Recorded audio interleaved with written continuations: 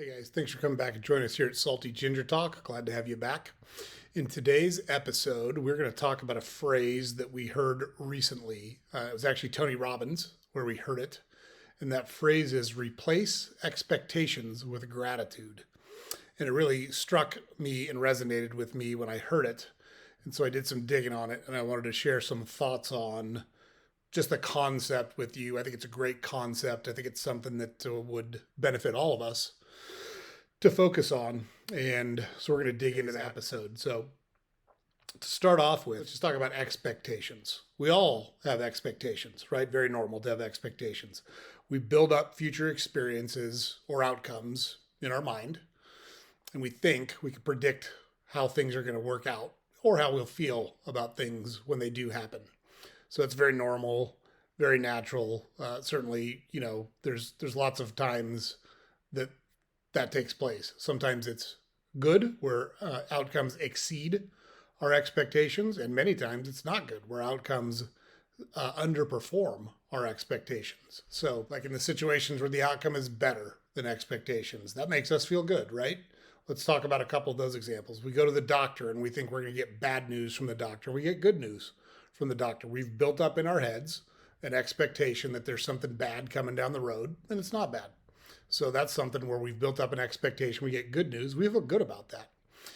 We have a problem with our car. We take it into the shop and we think it's going to be some massive, thousands of dollar bill, and it's an easy fix for $75, right? We feel good about that outcome versus the expectation that we've built up in our heads. Or we've got another example is we've got a team that we love, whatever sport you like, and they're the underdog in a big game. And somehow they rise up and win the big game against very long odds. And we're super excited about that outcome. Even though we wanted them to win, we didn't expect them to win. We get a better outcome than what we anticipated. We're happy in those situations. So look, that's great. When those things happen, enjoy it. There's nothing wrong with that. It's good to be pleasantly surprised. It's good to get better news than you thought you were going to get. That's great. But many times things work out differently and below our expectations. And that leads us a lot of times to feelings of disappointment, feelings of self-doubt, feelings of negativity. And it's those situations that we're really trying to short circuit, get ahead of, stop from happening, however you want to say it. We want to spend as little time in that mental state as possible because it's super unproductive. It's not useful to us at all. We waste a lot of time and energy on things that are beyond our control, and we want to get out of that spot as soon as possible. Preferably, we want to avoid that spot altogether when possible.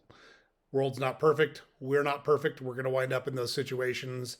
So what we talk about today can be used to try to stop those situations from happening or to get ourselves out of the mindset that we find ourselves in when we do wind up in those situations. So what are some examples of scenarios where we've built up expectations in our head and then underperformance happens and we feel bad about the underperformance or the experience that we get from what we were expecting?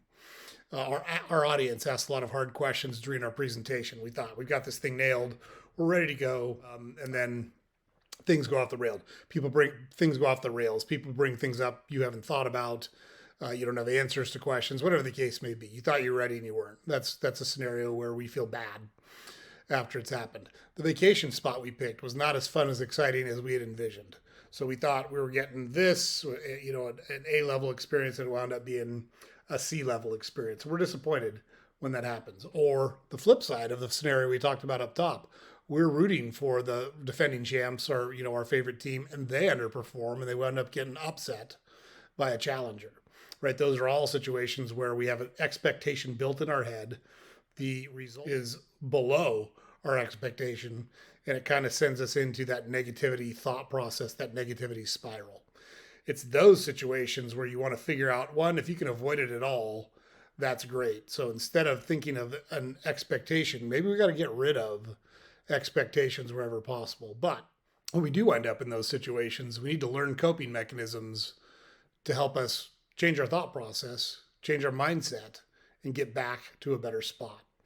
So we're going to give you some tips on how you might be able to do that in situations, either to stop yourself from being in those situations or to get yourself out of kind of that negative mindset when you do find yourself in those situations. So the tip number one, let go of certainty. There's an old saying, there's only two things in life that are certain, death and taxes, right? And that's pretty true. So we've got to stop thinking that we know what's going to happen. We've got to stop trying to predict the future. Now, I'm not saying stop planning because I think it's very important to plan. But I can tell you that I can't even think of a plan that I put together where the plan worked out exactly the way I thought it was going to. There's always some change, there's always some wrinkle, there's always some difference, many times, many differences, many changes to what I thought was going to happen. And if you don't have an expectation that that plan is going to come to fruition exactly the way you had it in your head, you're in a much better spot to not be disappointed when the inevitable roadblocks or problems or challenges pop up. So I'm not saying don't plan. It's very important to understand. I'm not saying stop planning, but you've got to let go of certainty. You need to be prepared for the unexpected. You need to learn to not be surprised when surprises happen. I know that sounds a little bit counterintuitive, but it's absolutely the right way to think. So you've got to start thinking about things in terms of outcomes, not good or bad. So you take an action or you're exposed to an experience, there's an outcome to that. If you like that outcome, take the same steps to try to repeat the outcome. If you don't like the outcome that you got, take different steps. But reframe it from good and bad to there's only results. There's only outcomes. Whatever those outcomes are, we'll deal with them and we'll see how we feel about it when it takes place. So stop thinking in terms of certainty because nothing is certain. I can tell you, I've bought and sold a lot of real estate, and there have been times where I've made a purchase and thought, ugh, man, this is going to be tough, and it wound up being a home run. And there's been times where I've made a purchase and said, you know what, I can't miss on this, and then I turn around and miss. So there is no sure thing in life. There is no certainty. Be prepared for the unexpected. Be prepared for problems. Be prepared for challenges. And you won't be disappointed when they happen because you're ready for them. Next is write it down. We've talked about gratitude a lot on this channel, and it's terribly important. I tend to do my gratitude in my head. That's just how I operate. I do write a lot of things down, but I don't have like a journal where I write down things I'm grateful for, but it's a great way to go. It might be very helpful for you. So write it down, like literally write down, what are you grateful for? And we've talked about things a lot on this channel.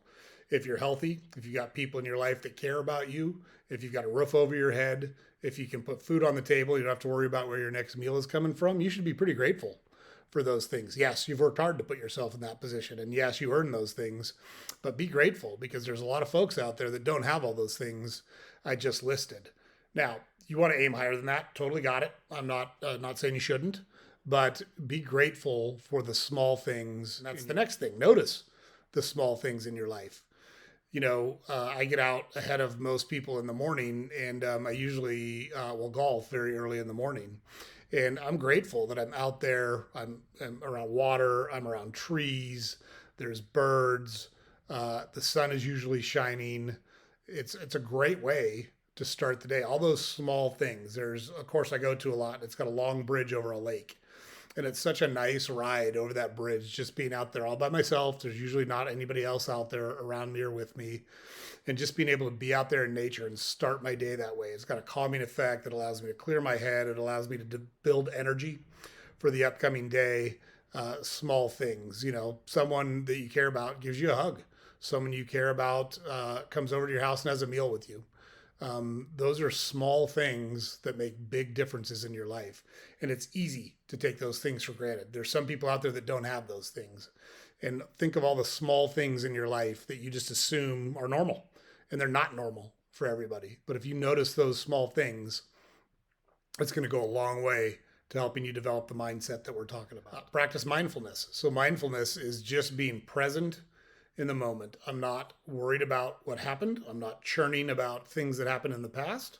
I'm not thinking about the future. What do I have to get done today? What do I have to accomplish? What am I doing right now? What am I focused on right now? And truly be in the moment and have that mindset. I'm going to focus on what I have control over, which is whatever I'm doing right now, this moment. The rest of it I have no control over, so I'm going to let it go.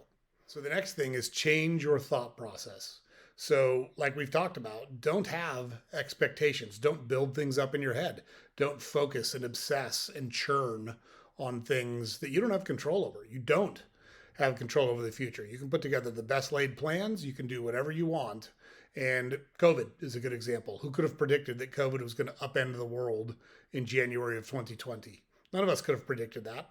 All of us had plans. All of us had expectations. All of us had things we were thinking about. All that went out the window when that happened.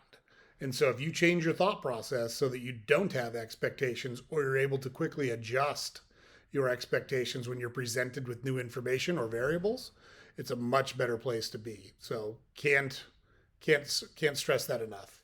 Express your wants instead of feeling entitled to an outcome. So a lot of times we're disappointed because we feel like we deserved or we earned a particular outcome. That's just not true. Life's not fair. The sooner you get used to the fact that life is not fair and you deal with the fact that life is not fair, maybe sometimes it's fair, but it's not fair inherently. And the more you wrap your mind around that and the more you accept that as the reality of the world that we live in, the happier you're going to be. You are not entitled to an outcome. You can work hard, you can do everything right, and you still might not get the outcome that you're looking for. But there's nothing wrong with saying, I would like this, I would enjoy this, I would really like to do X, Y, or Z. Nothing wrong with that. But to think you're entitled to that, that's where the disappointment comes in. You can't get your mind in a spot where you feel like the world owes you anything or you deserve something. It's not a good place to be. So try to push that out of your head and focus on there's only results. There's only outcomes. There's no good or bad. There's only results. Next, and we talk about this a lot on this channel, and we will continue to because it is by far the best tool you have in your toolkit. Focus on what you can control. There's so many things you don't have control over that you spend so much time thinking about, obsessing about, trying to control, and you don't have control over them. Stop wasting your time and energy on those things. There are plenty of things within your control. We use a weight loss example a lot because it's easy to wrap your mind around. You have control over how much you weigh. You have control over what you eat. You have control over how much you exercise. You have control over all of those things. So it's up to you to manage those things, and you have total control over it. You have control over how you spend your time. You don't have to do things because somebody asks you. If you're at work and you want to keep your job, yeah, I got it. But maybe you don't want to keep your job. Maybe you need to look and say, you know what? I'm not being valued here. I'm not reaching my full potential here, and I want to find something else. You have control over that. You have control over looking for another job. Those are all things you have control. You have control over your mindset. You can sit and stew and fret and worry about things, or you can focus on changing your mindset. And I understand, we've done a lot of episodes on the chemicals in your body that can contribute to some of these thoughts and feelings. And you may be predisposed to have more negative feelings. You may be predisposed to have more negative thoughts. You just have to deal with that. That's how you were born. You have control over letting that take over your life and run it, or you taking control over it and changing your mindset. So focus on what you have control over. That's the only thing you have control over. Don't spend your time, energy, and effort on things you don't have control over. It is a waste of your resources. So don't do it. And last is reframe your situation. Right? There's the old joke, and we've told it on this channel before, but there's two kids that have a birthday. They take one kid into a room and another kid into a different room, and both rooms have a huge pile of horseshit in the room. The negative kid, the negative Nelly, starts whining and crying. It's my birthday. I got a big pile of shit. This isn't fair. And then they go to the other room, and the other kid is furiously digging into the pile of shit. They're like, what are you doing? He said, hey, there's got to be a pony in there somewhere. Right? That kid has reframed his situation to the best benefit to him. He's got a positive outset, or a positive mindset, a positive outlook. We're not saying be optimistic, because being optimistic sets you up for a kick in the teeth. What we're saying is whatever situation you're in, paint it in a positive light so you can deal with it quicker. Right? There's lots of analogies out there about eating the frog or kissing the toad. If you've got hard work to do, just dig in and start doing the work and embrace it and say, you know what? I'm going to be so much stronger and I'm going to be so much happier when this shit is behind me. Just dig in and start getting it done. That's your best bet in that situation. So reframe your situation. Take it as a personal challenge. How fast can I get this done? How fast can I put this behind me? How good of a job can I do on this hard project? And I'm going to feel good about it when I'm finished. So you can always reframe your situation on on anything. So let's just say you have a relative who gets a terminal diagnosis, right? That's tough. That's tough. But let's just assume they've got 3 months left. At least you have 3 months. Like you can reframe it so you can button things up. You can say your goodbyes. You can get anything out on the table so you can have closure when the inevitable happens. You've got to reframe that situation in a positive light. I know it's tough. I know the ultimate outcome is not anything anyone wants. But look, the bell tolls for all of us. And sometimes you get warning and sometimes you don't. And there can be positives to not getting warning. Somebody that you care about passed quickly, at least they went quickly and didn't suffer a lot. They didn't go through a long, protracted illness where they felt terrible for the last 6 months of their life. So you can always reframe how things feel to you and how you think about things. And that's your responsibility as a person to manage your life that way. So if you can reframe your situation, you're going to be a lot happier in most instances. So that's our episode for today, guys. Hope you found those things helpful. We enjoyed putting this one together. I think this, we talk about mindset a lot, and it's so important to how you process the world. It has such a direct impact on your life. And we are just big fans of staying calm, rational, fact-based, and taking a positive outlook on things. Not optimistic, positive. You're going to reframe your situation in the best light possible and move forward from there. So hope you found it helpful. I hope you're able to take these tips and incorporate them into your daily life. Don't forget to head over to our website, saltygingertalk.com. All of our podcast episodes are available on there. We've got links to our social media accounts on there. And we have a daily newsletter we publish every weekday that you can subscribe to on our website. Also, don't forget to like, comment, and subscribe to our podcast on whatever platform you consume it on. Really appreciate your support. Really appreciate you coming back. Hope you have a great week, and we'll talk to you next time, guys.